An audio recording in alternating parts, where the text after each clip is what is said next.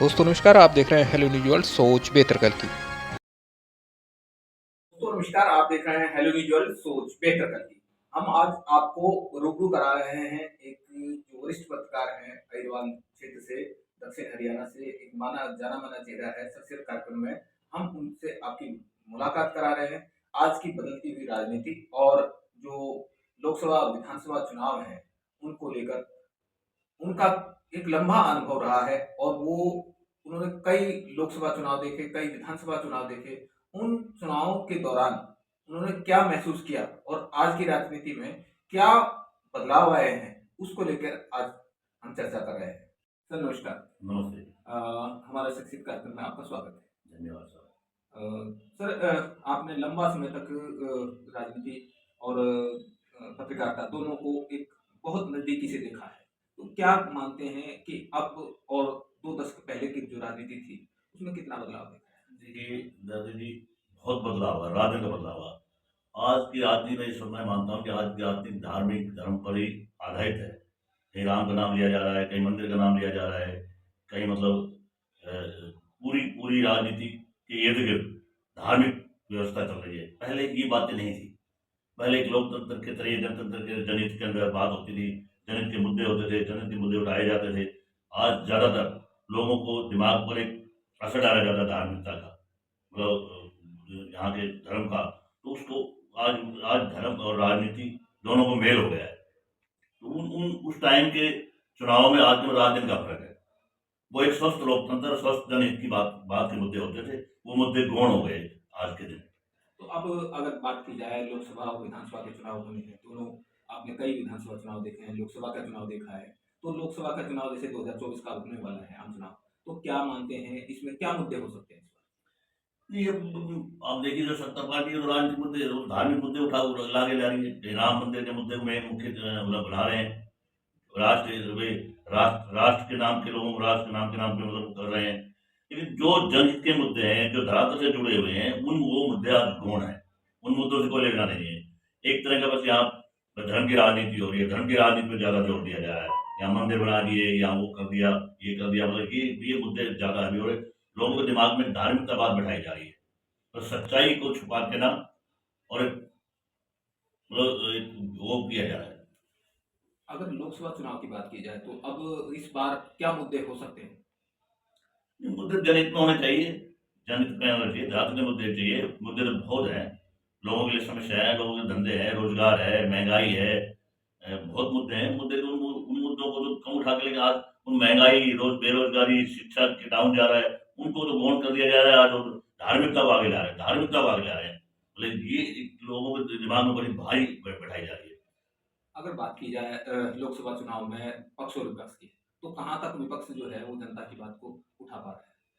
देखिए मुझे तो ऐसा लगता है हिंदुस्तान के अंदर जो इस धार्मिकता के आगे विपक्ष के मुद्दे भी गौण नजर आ रहे हैं। आज धार्मिकता हैवी हो रही है, लोगों पर बहुत भारी हो रही है। जनहित के मुद्दे गौण हो रहे हैं, धार्मिकता हावी हो रही है। आज बेरोजगारी है, शिक्षा है, महंगाई है, और भी काफी मतलब जो जो सरकार ने वादे किए थे, आज जो सरकार चल रही है, वो मुद्दे कहाँ है, वो वादे कहाँ है? मुद्दे चुनाव में वादे कर लेते हैं, लेकिन जब सरकार बन जाती है तो हम वो भूल जाते हैं मुद्दे, जनता के बैठ जाते हैं यदि यदि कांग्रेस की राजनीति की बात की जाए तो कांग्रेस जो पूर्ववर्ती जितनी सरकारें नहीं हैं या भाजपा की सरकारें, दोनों सरकारें आपने देखी है, हरियाणा विकास पार्टी की भी आपने सरकार देखी, इनेलो की भी आपने सरकार देखी। तो कहाँ लगता है कि कहाँ जनहित की बात सुनी गई, जनता की बात सुनी गई, कौन सी पार्टी की सरकार में? देखिए वो जमाना हमसे पहले था, जो जो असली राजनीति थी।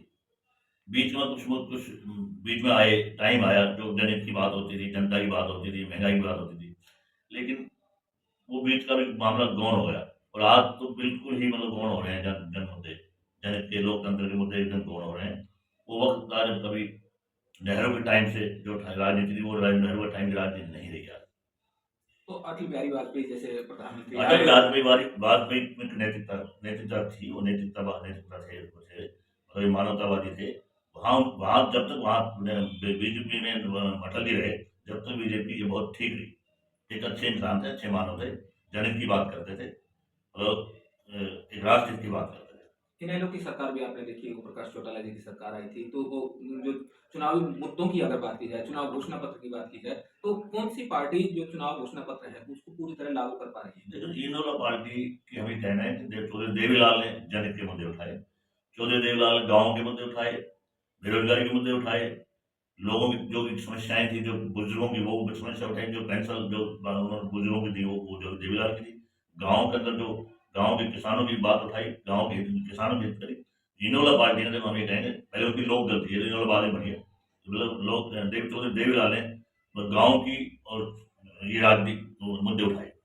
अच्छा, उसके बाद में टूट हुई, जननायक जनता पार्टी बनी। तो जननायक जनता पार्टी को कहाँ तक देखते हैं कि भई ये जो चुनाव है, जैसे गठबंधन की बात हो रही है, भाजपा गठबंधन को लेकर सवाल उठाए जा रहे हैं, तो उसमें क्या मान रहे हैं कि तो जो गठबंधन से कहीं लाभ होगा जेजेपी को लोकसभा चुनाव में? कि गठबंधन से बीजेपी को लाभ क्या होने वाला है? बीजेपी तो खुद अपने उसमें चल रही है। या अपने जेजेपी को लाभ होगा कुछ? जेजेपी को कोई लाभ होने वाला है गठबंधन कायम रहे तो भी लाभ नहीं होगा और गठबंधन टूट जाता है तो भी नहीं। नहीं, लोगों से छूट है। अच्छा, उससे नाराज हैं। नाराज। अच्छा, अगर बात की जाए चुनाव घोषणा पत्र की, हम्म। तो क्या कांग्रेस या भाजपा या इनेलो या जेजेपी जो ये पार्टियां हैं और बीएसपी है या सपा है, तो क्या वो जो चुनाव घोषणा पत्र उन्होंने जो बनाए थे, उन पे काम हुआ? आप क्या सोचते हैं? इन पार्टियों में समझता हूँ पार्टी तो ज्यादातर जो मुद्दे लाते हैं चुनाव में वो सब समझबाग दिखाती है।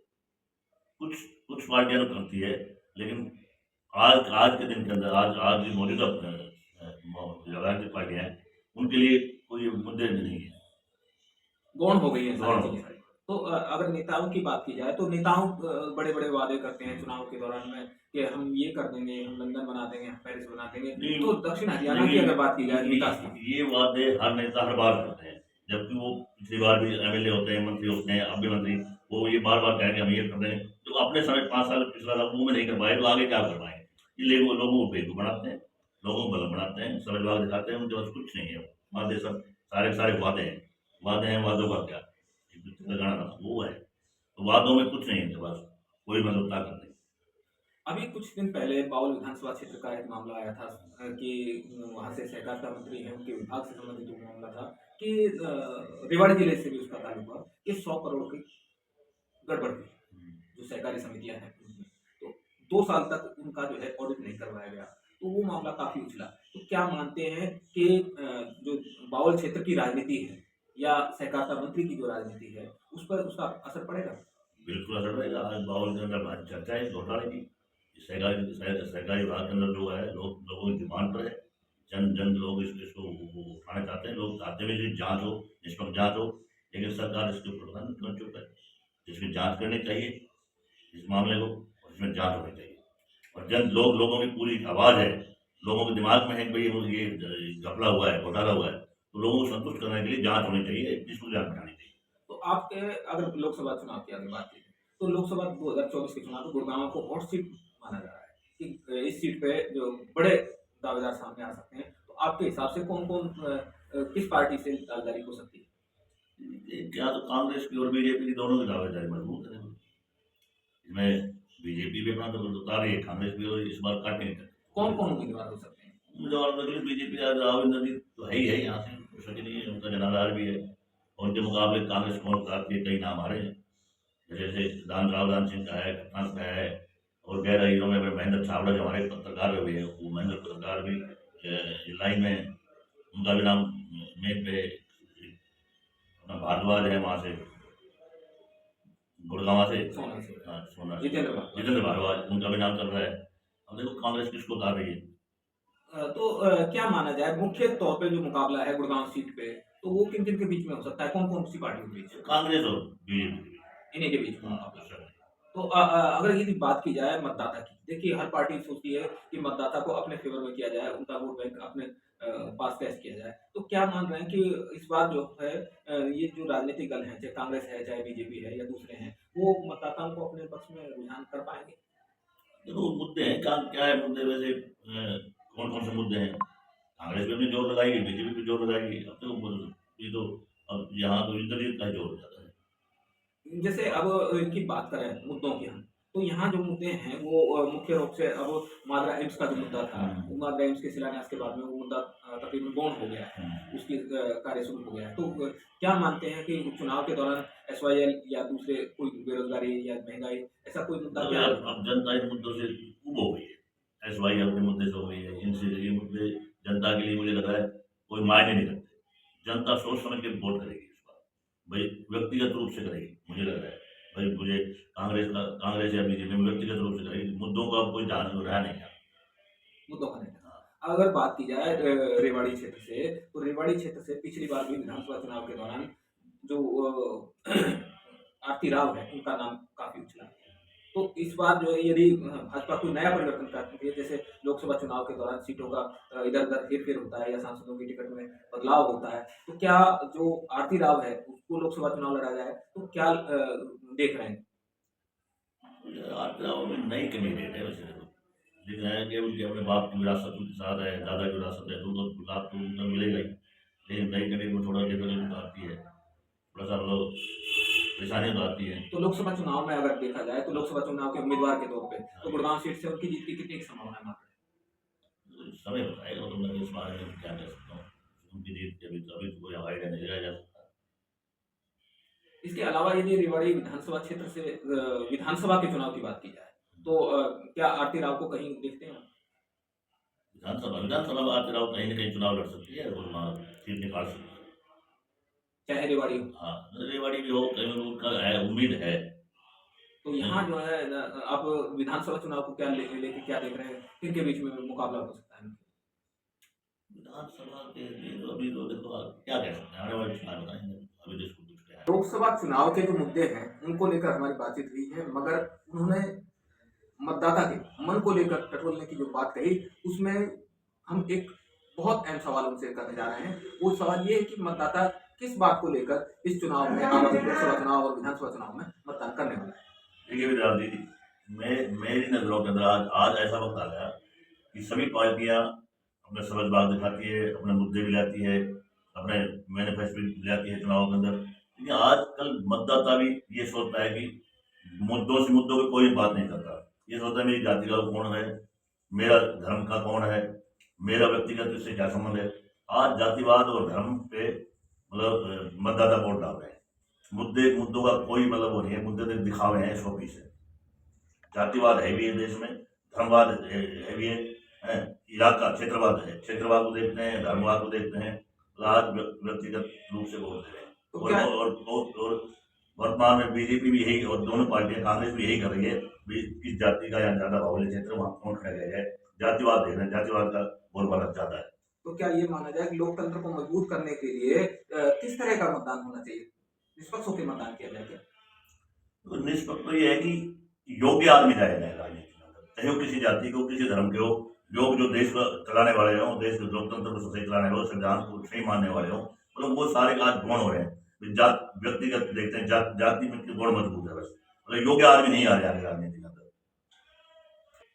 बातचीत कर रहे थे आगामी लोकसभा और विधानसभा चुनाव को लेकर वरिष्ठ पत्रकार महावीर सिंह निनानिया से। उन्होंने कई चुनाव देखे, कई दौर की जो राजनीति के दौर थे वो देखे, और उन्होंने ये स्पष्ट तौर पे हमें बताने की कोशिश की कि राजनीति में कहाँ, कैसे, कौन कौन जो है अब हावी हो सकता है, चुनाव में क्या मुद्दे हो सकते हैं, चुनाव के दौरान पार्टियों का क्या रुझान है, और कौन लोकसभा और विधानसभा चुनाव में प्रत्याशी हो सकते हैं, क्या संभावनाएं हैं। हमने जो बात की है उसमें एक बात निकल के आई कि योग्य उम्मीदवार अभी राजनीति में नहीं आ रहे, और योग्य उम्मीदवार नहीं आने की वजह से ही जो राजनीति में जो बदलाव का दौर है वो कहीं ना कहीं प्रभावित हो रहा है।